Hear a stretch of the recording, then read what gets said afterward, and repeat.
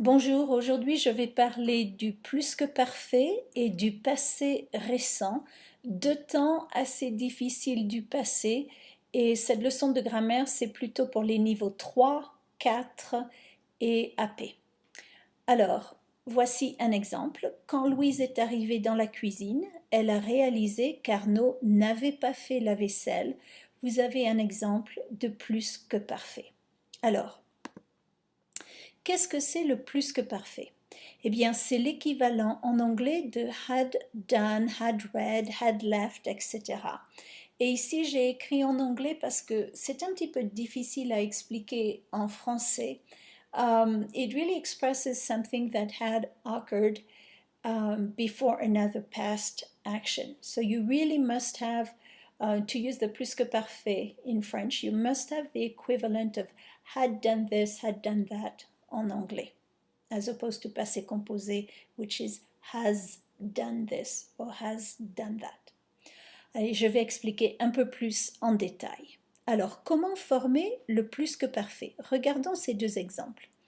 Il avait froid parce qu'il avait oublié son anorak à la maison. Donc, quand j'observe cette conjugaison, je vois que j'ai le verbe avoir ou l'auxiliaire, ici, avoir, qui est conjugué à l'imparfait, et puis le participe passé du verbe. Regardons cet autre exemple. Quand nous étions en retard parce que nous étions tombés en panne. Ici, je remarque que j'ai être qui est conjugué à l'imparfait. Pourquoi? Parce que tomber est un verbe de la maison d'être. Et j'ai tombé qui est au participe passé.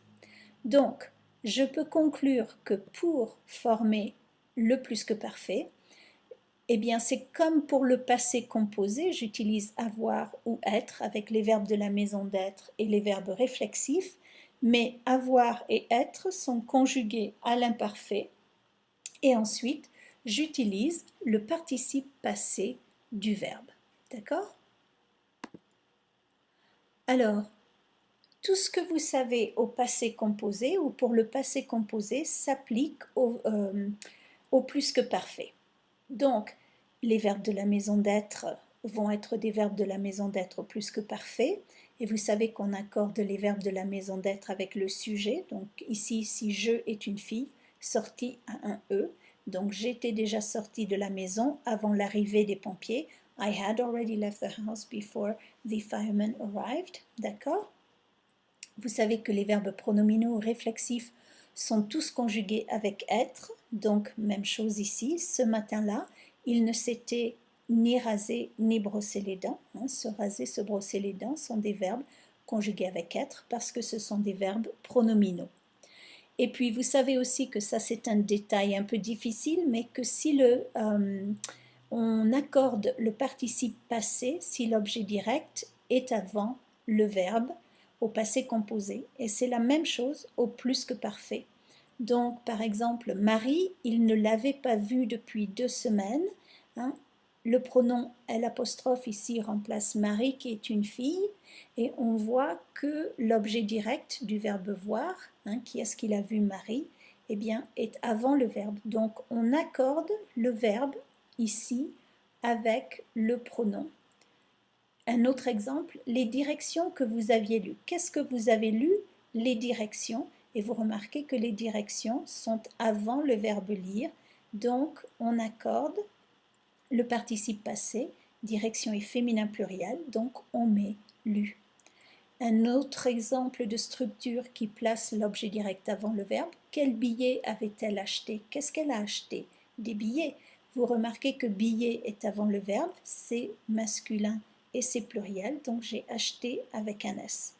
Même chose quand vous dites lesquels, hein, which ones did she choose? Ici, lesquels est féminin pluriel, et donc je mets ES au participe passé de choisir. Et finalement, une autre structure qui place l'objet direct avant le verbe, c'est quand vous posez la question combien de. Donc, combien de verres d'eau avais-tu bu? Qu'est-ce que tu as bu? Des verres d'eau. Vous remarquez que verre d'eau est avant le verbe. C'est masculin et c'est pluriel, donc j'ai un S. D'accord? Donc, petit rappel pour vous. Enfin, la place des pronoms au passé composé et la place des négations. Eh bien, c'est la même chose. Vous savez qu'au passé composé, on place les pronoms avant, avoir ou être. Même chose au plus que parfait.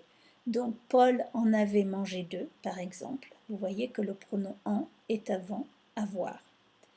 Pour les négations, il y a deux catégories de négations. Donc, quand on a la première catégorie, ne pas, ne plus, not any longer, ne rien, nothing, ne jamais, never, vous placez ces négations en sandwich entre avoir ou être, hein, et le participe passé. Donc, par exemple, je n'avais rien dit, regardez bien, hein, ne, avoir, rien et le participe passé. Un autre exemple, elle n'était plus revenue chez lui. Donc ma formule ici, c'est ne, avoir ou être, plus pas, plus, jamais ou rien et le participe passé avec cette catégorie. Avec la deuxième catégorie de négation, ne personne, ne aucun, ne que, ne ni, là c'est une formule différente, donc j'ai ne, avoir ou être et le participe passé, donc mes deux verbes ensemble, et ensuite personne, aucun, aucune, que ou ni. Alors regardons bien. Elle n'avait rencontré personne, hein, she didn't meet anybody. Nous n'avions envoyé aucune lettre, we sent no letters, d'accord. Ils n'étaient arrivés qu'à 7 heures, they only arrived at 7, or they had only arrived at 7. Tu n'avais mangé ni soupe ni viande, hein, you had eaten neither soup nor meat, d'accord. Donc voilà des exemples qui illustrent cette formule. Attention avec ne, ni. Dans cet exemple, ni porte sur un substantif. La soupe, la viande, hein, sont des noms. Vous pourriez avoir des adjectifs aussi. Dans ce cas-là, on a ni après le participe passé. Mais si le ne ni porte sur des verbes, alors on met bien sûr ni avant le participe passé. You had neither eaten nor drunk. Donc c'est exactement comme en anglais. Tu n'avais ni mangé ni bu depuis 2 jours et tu te sentais malade. Alors, encore une fois, quand utiliser le plus que parfait, eh bien, quand on a had plus le participe passé. Donc, un exemple. When we arrived, you had already left. Donc, quand nous sommes arrivés, passé composé, tu étais déjà parti. Vous voyez que l'anglais et le français sont similaires. Un autre cas où on utilise le plus que parfait, c'est quand on a des clauses au conditionnel passé qui utilisent si. Par exemple, si vous voulez dire « If you had called me this morning, I would have helped you », eh bien, si tu m'avais appelé ce matin, donc regardez, « If you had called me », c'est exactement la même chose, je t'aurais aidé, hein, conditionnel passé. Donc la formule dans ces clauses avec si, c'est qu'on a si, le plus que parfait, et la deuxième partie de la clause au conditionnel passé. Mais la clause avec si utilise le plus que parfait. Si on a ici le conditionnel passé. Encore quelques exemples pour vous aider un peu, parce que c'est un peu difficile. Quand j'avais 16 ans, j'ai commencé à écrire un journal parce que j'avais lu que c'était une bonne façon de mieux se connaître.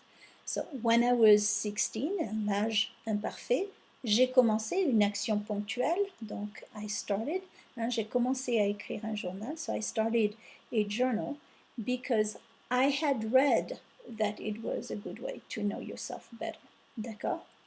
Ce soir-là, Benjamin a dû rentrer chez lui plus tôt que les autres parce qu'il avait oublié de nourrir son chien. So that night, Benjamin had to go home earlier than the others because he had forgotten to feed his dog before he left. Ou alors, dernier exemple, quand elle a allumé la lumière, elle ne savait pas qu'un criminel était déjà entré chez elle et se cachait derrière les rideaux. So when she turned on the light, she didn't know that a criminal had already entered her house and was hiding behind the curtains. D'accord? Donc j'espère que ces 3 exemples qui mettent le plus que parfait en contexte vous aident. Finalement, comment est-ce qu'on va dire had just done something en français. Regardez cet exemple. Tu venais de te coucher quand ton téléphone a sonné. You had just gone to bed when your phone rang. Eh bien, je remarque que pour dire had just done something, j'utilise venir à l'imparfait, de et l'infinitif du verbe principal. D'accord? Voyons un autre exemple. Il venait de rendre son examen quand il a réalisé qu'il avait oublié de répondre à une question. So he had just given back his exam when he realized that he had forgotten to answer a question. Donc ici, cet exemple vous donne les trois temps illustrés, le passé récent, had just, passé composé que vous connaissez, et le plus que parfait, because he had forgotten to answer a question. Bon, merci beaucoup, au revoir.